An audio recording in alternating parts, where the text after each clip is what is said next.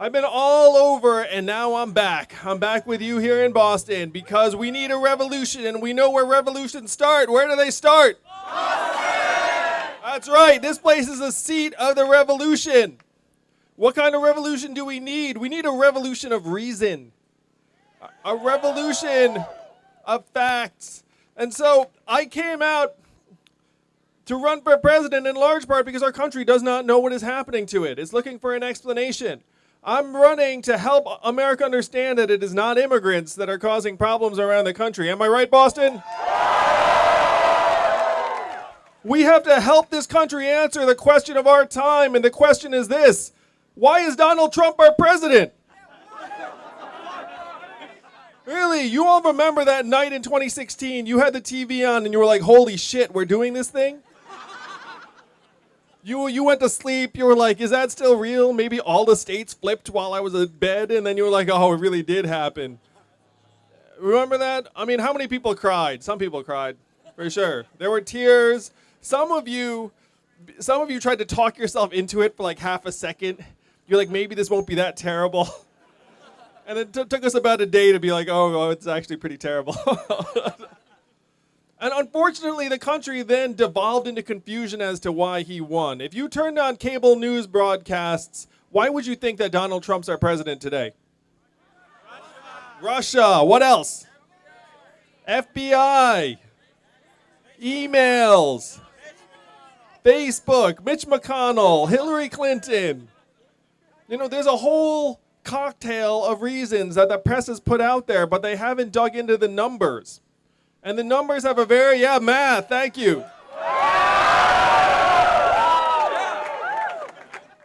I dug into the numbers, and the numbers tell a very clear and distinct story. The numbers say that the reason why Donald Trump is our president is that we automated away 4 million manufacturing jobs in Ohio, Michigan, Pennsylvania, Wisconsin, Iowa. And if those states sound familiar to you, those are all the swing states that Donald Trump needed to win and did win.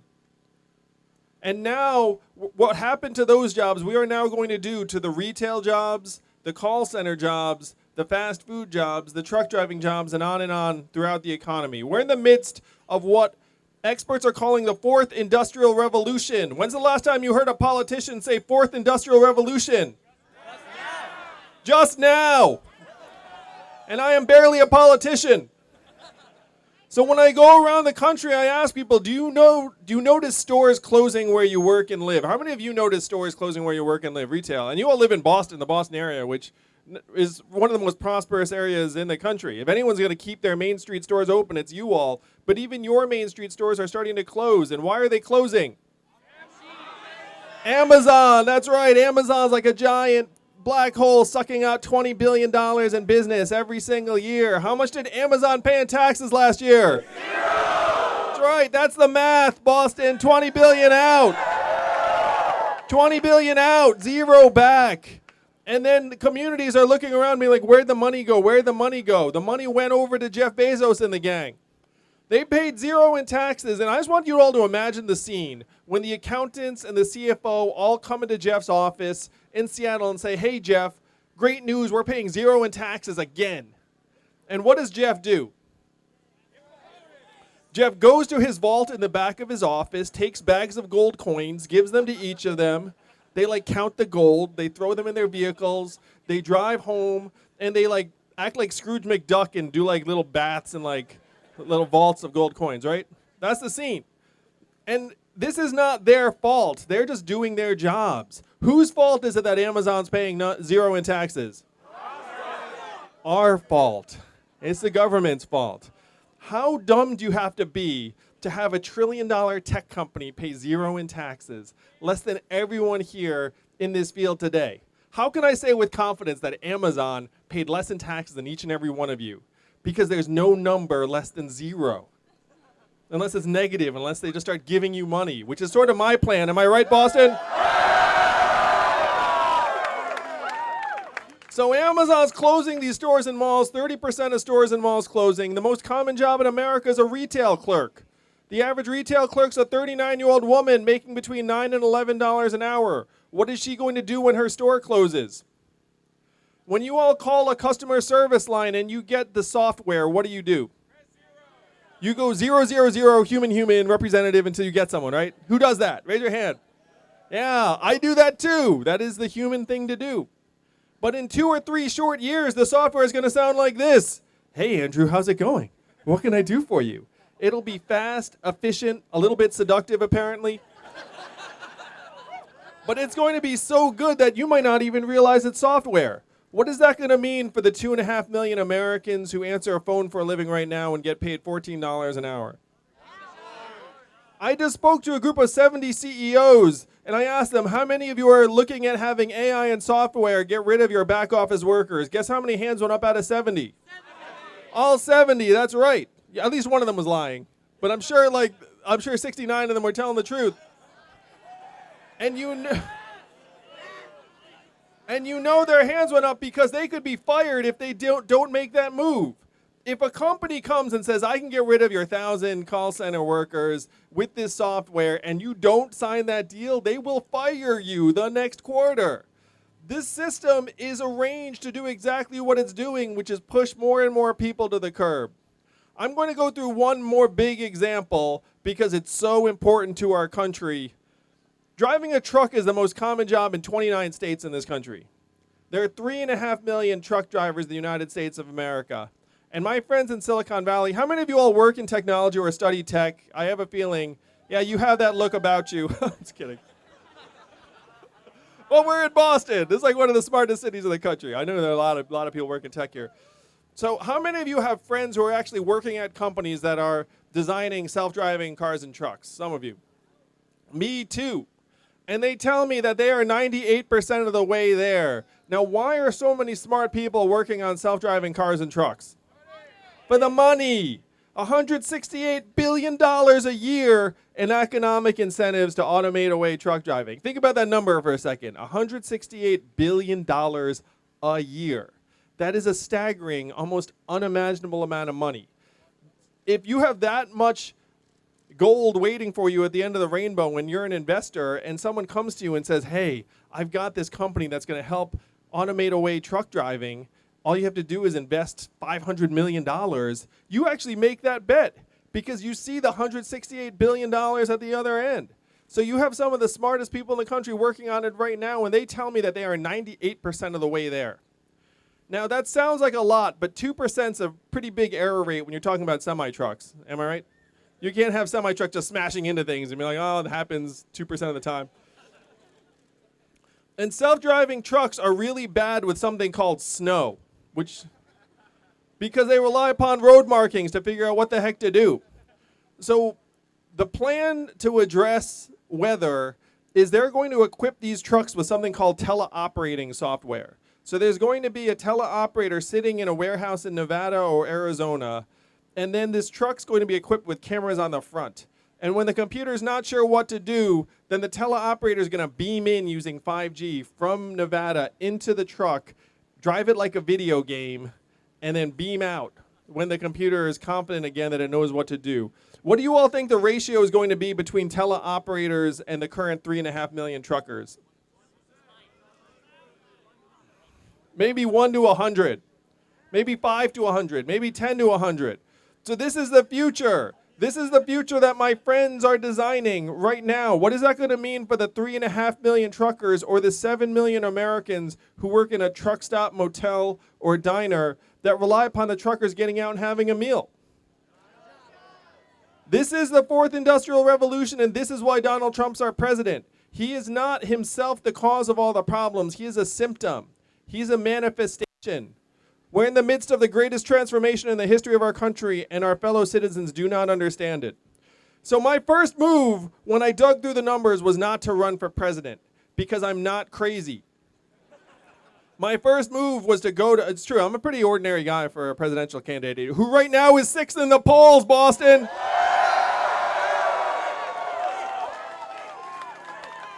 Oh my gosh. I gotta say, I'm enjoying sticking it to the people who didn't think that we were gonna make it. Because I knew we were. They asked me, I was like, oh yeah, we're gonna be there the whole way. They're like, sure you will be. It's like, oh, you just wait. You just wait. Longer than long shot, that's right. Even that journalist, he's all right. He's a good man.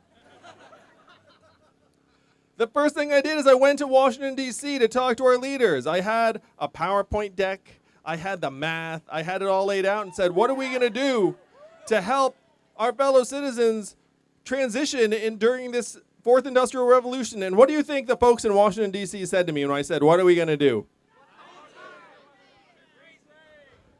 The three big answers I got were, number one, Andrew, we cannot talk about that. Number two, we should study that further. And number three, the most popular, the most responsible sounding is, we must educate and retrain all Americans for the jobs of the future. It sounds great. And then I said, hey, I've done the math. I looked at the studies. Do you all want to guess what the effectiveness rate was for federally funded retraining programs for the manufacturing workers in the Midwest who lost their jobs? 0 to 15%. That's right, that's a fail on any curve. How many of you all studied economics?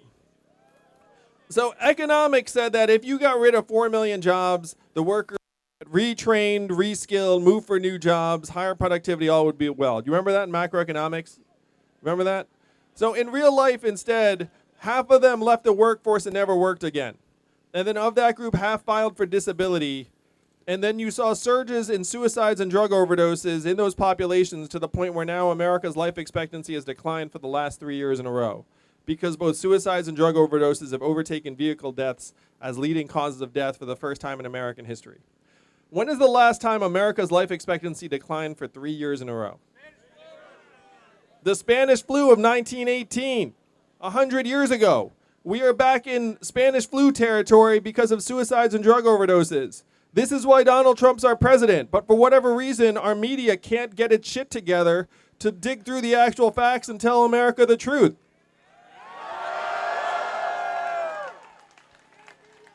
So when I said this to the folks in Washington, D.C., and I said, look, education programs funded by the government don't work very well by the numbers, you know what they said to me next?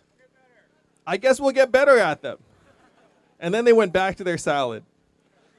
And I said, holy crap, like this is what passes for our policy around here. And one person in Washington, D.C. said something to me that drove me here to you all. He said, Andrew, you're in the wrong town. No one here is going to do anything about what you're describing, because Washington, D.C. is not a town of leaders, it's a town of followers. And the only way we will do anything about it is if you bring a wave crashing down on our heads from other parts of the country. And I said, challenge fucking accepted.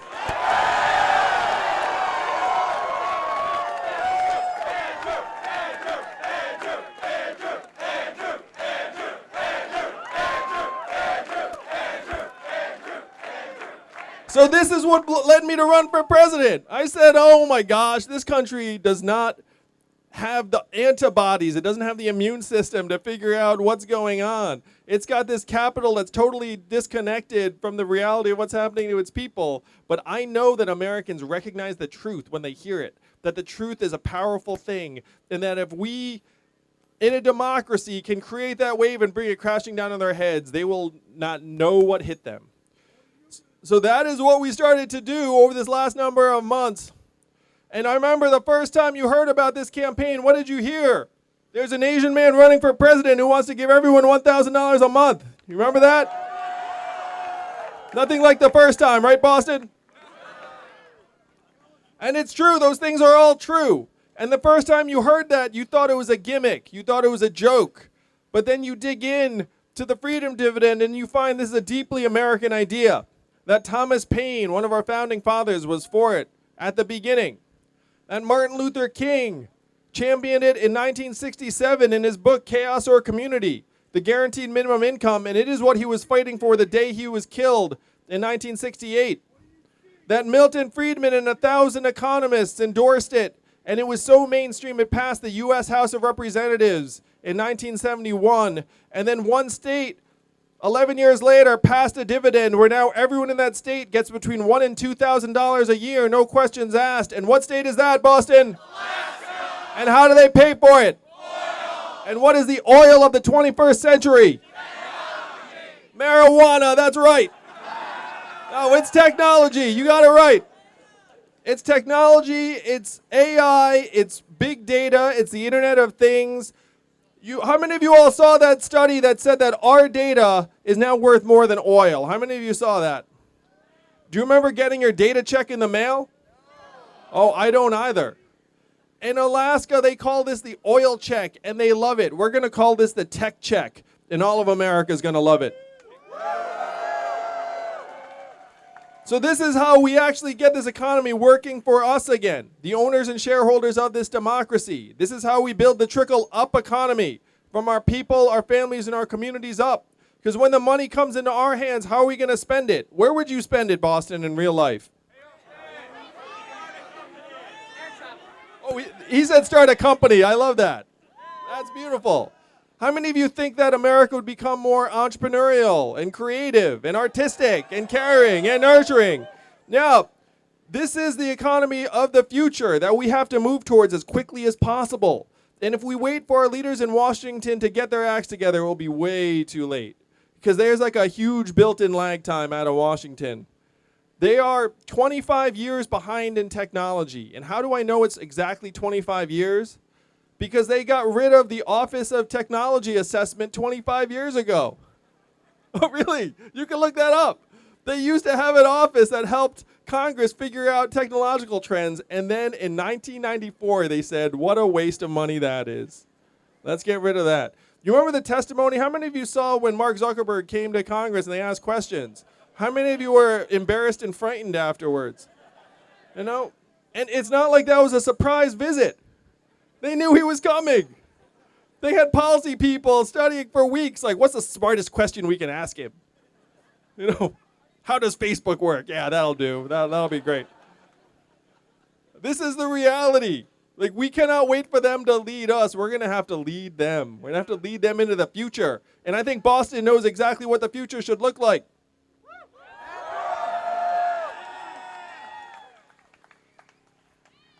So the trickle-up economy is the first big step. And one of the things I'm most excited about is that it would help recognize the kind of work that my wife does every day. She's at home with our two boys, one of whom is autistic. What is her work valued at GDP right now?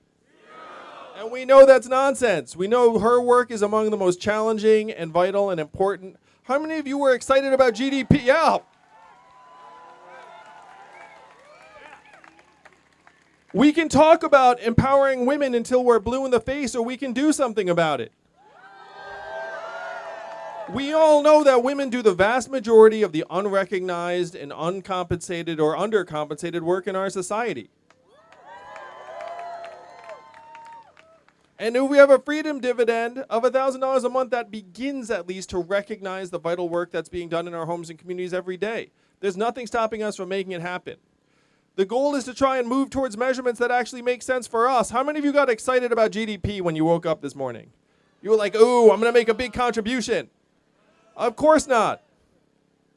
What would you get excited about if I said it got better here in Boston? Health and life expectancy, living longer and healthier, that would be good. Income and affordability. How about mental health and freedom from substance abuse? How about clean air and clean water? How about affordability of student loans? Oh, and I'm just like Bernie. I want to forgive and get rid of a lot of that stuff because the student loan debt is just ridiculous. We're up to $1.5 trillion in student loan debt. How many of you all are students? You have that look about you too. So you're, I still can't believe it. How much does college cost you all nowadays? $65,000 a year, $70,000 a year. That's like $250,000 to educate a young person. And then they're like, don't worry about it. We'll give you the loans. We're so helpful. We'll just give you the mountain of debt. And families and students feel like they have no choice but to take the debt. That's why we're up to $1.5 trillion in student loan debt, up from less than $100 billion in 1999. Think about that growth. Less than $100 billion, up 15-fold in 20 years. And so when someone looks at that and says, you made the choice, it's your fault, I'd call bullshit on that. Is why has college gotten 2.5 times more expensive since when I went to college? It has not gotten 2.5 times better. Hate to break it to you. They didn't like upgrade the heck out of your education where you're all like 2.5 times smarter than like people my age. It's pretty much the same education, but it just got a lot more expensive. And so we have to help get the cost down. We have to forgive a lot of the student loan debt. So these are the measurements of the 21st century economy. And I will be the first president to use a PowerPoint at the State of the Union and present to you all how we're doing.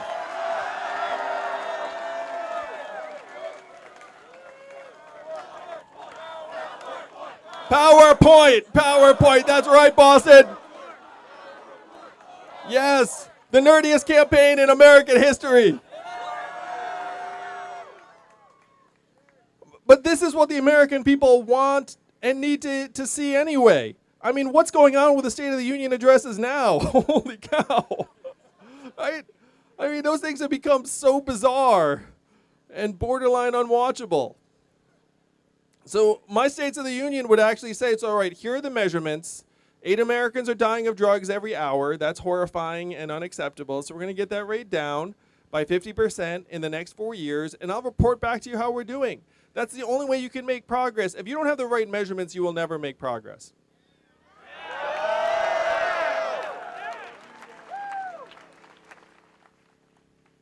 Now, how many of you watched the debate where I staked out the new 3rd position on climate change out of Detroit? You remember that? All right, the position number 1 that you're all familiar with, we need to fight climate change as quickly as possible. Position number 2, climate change is a hoax. And then Andrew Yang's position number 3, it is worse than you think. Unfortunately, it is getting worse and worse. You see the same studies I do. You see that the ice pack in Greenland is melting at the rate projected in 2070 today. You see the UN report that says we're going to be okay if the majority of the world's population goes vegetarian immediately. You know, you see that the last 4 years have been the 4 warmest years in recorded history, and that our weather is actually palpably getting warmer before our eyes. Unfortunately, there's a proverb that says the best time to plant a tree is 20 years ago. The second best time is today. We should have been working on this feverishly 20 years ago, but we did not.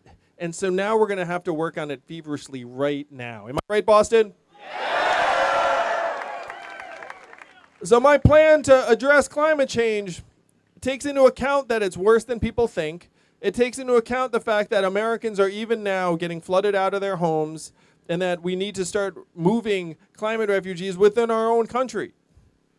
And that we have to not just, frankly, pressure our citizens to do less of the bad. We have to do more of the good. We have to start reversing the harm that we're doing to our climate and to our planet. So that means things like planting lots and lots of trees in vast tracts of land. And we can pay other countries to let us plant trees in their countries and then take care of it. It means doing things like reseeding our oceans and marine life with plankton and seabeds. We have to start actually affirmatively healing our planet, not pretending that if we pollute less, it's going to restore itself, because it will not. And the United States of America, though we like to think otherwise, we're only 15% of global emissions. The rest of the world is 85%, and you all can do the math on that. So we have to go to the rest of the world and say, look, that coal-burning plant you have, we've got wind turbines for you. We've got solar panels. This has to be a global competition where we make it easier for the rest of the world to go green, because other than that, all of our straws and recycling and composting will not do the trick. We have to solve the real problems. We have to get smart. We have to start doing the math.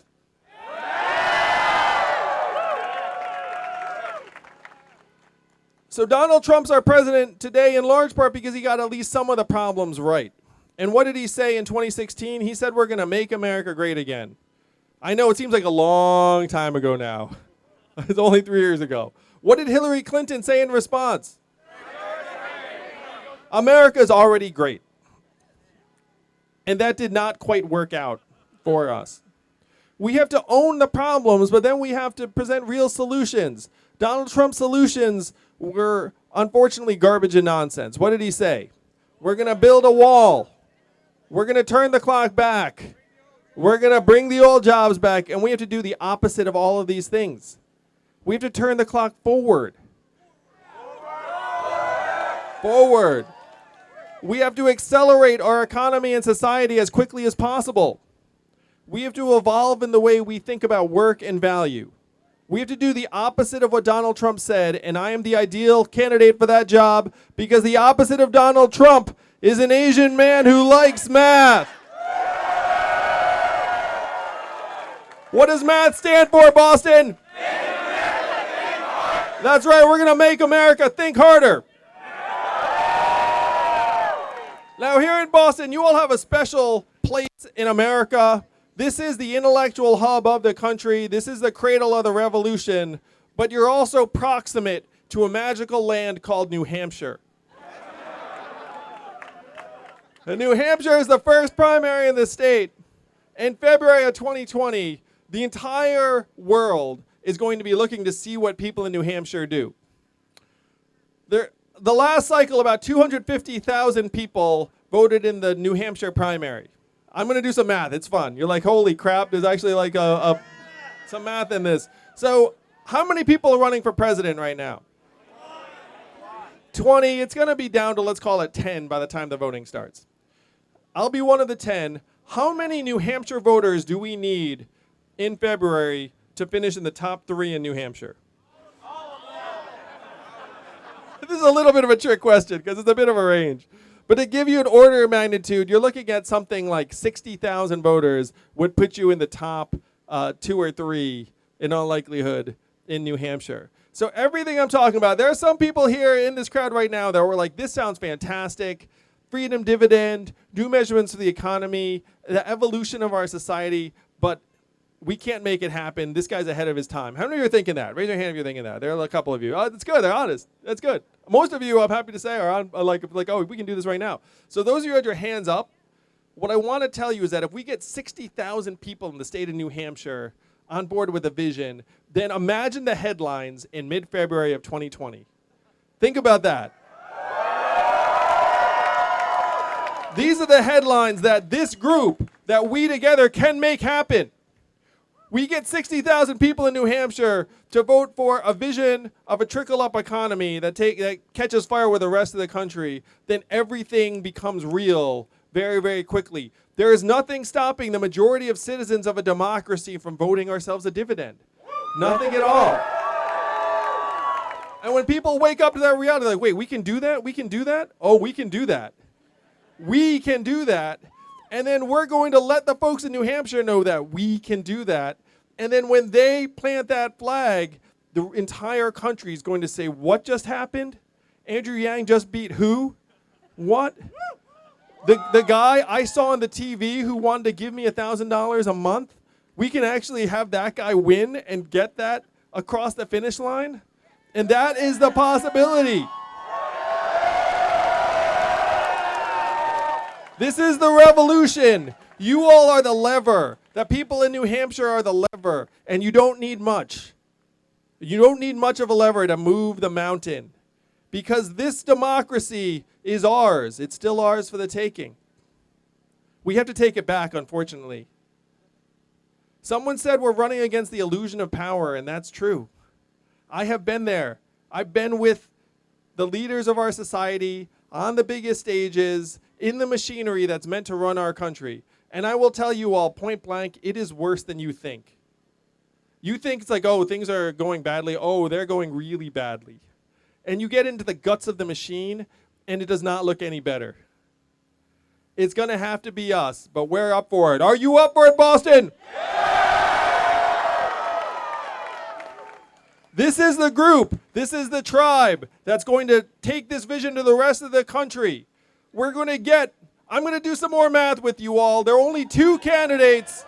There are only 2 candidates in the Democratic field that 10% or more of Donald Trump voters say they would support. Which means there's one right there. Which means if I am the nominee, we will win. That is the math. If you look at the people who are prognosticating, making predictions, they say if Andrew Yang is the nominee, the Democrats win, hands down. They've looked at the data, they've looked at the polls, they've looked at the studies. I am peeling off tens of thousands of disaffected Donald Trump voters, of libertarians, some here, of independents. And you know the Democrats and progressives are going to be lined up to get Donald Trump out of there. We can build a much broader coalition to win this whole thing in 2020 and show the country that it is not left, it is not right, it is forward. Let's go, Boston, let's go. Thank you, Boston, let's go. Let's crowd surf this thing. I'm probably not going to do that. No, I would like it.